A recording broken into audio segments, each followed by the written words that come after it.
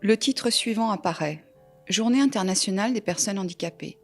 Visite de l'école pour aveugles de Stoïkofen. L'image est floue et on aperçoit un homme au piano. La caméra zoome sur le pianiste, l'image devient nette. Cet homme s'appelle Alexandre Wiesmann.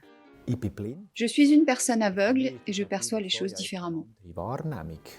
Il a perdu la vue suite à un accident militaire et enseigne maintenant la musique à l'école pour aveugles. À l'époque, je pensais que je n'étais pas égale à une personne sans handicap. Puis, j'ai réalisé que c'était faux et j'ai commencé à trouver mon identité en tant que personne fortement malvoyante. Par la suite, les choses se sont améliorées.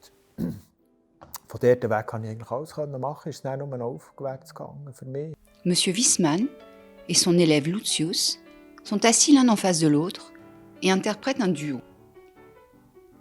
La présidente de la Confédération, Simonetta Sommaruga, les écoute.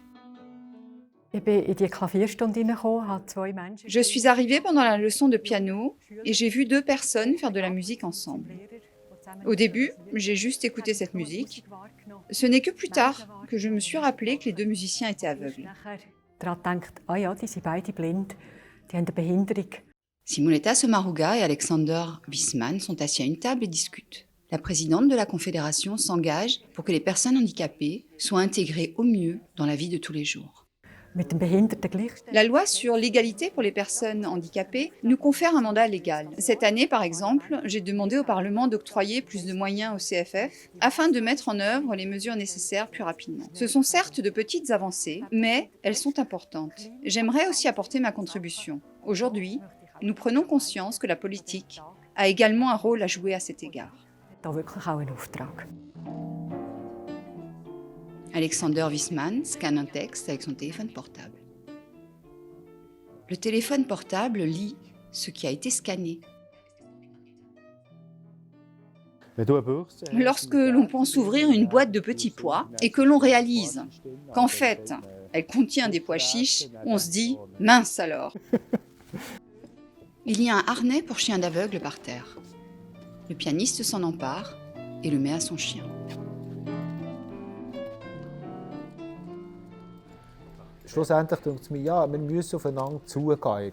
En fin de compte, je pense que nous devons aller à la rencontre les uns des autres. La technologie nous aide, mais elle nous isole également. Par exemple, en télétravail, on ne rencontre presque plus personne. Pour moi, il est vital d'avoir un contact personnel. Cela permet aussi de résoudre des problèmes. Guidé par son chien, Alexander Wiesmann quitte l'école pour aveugles.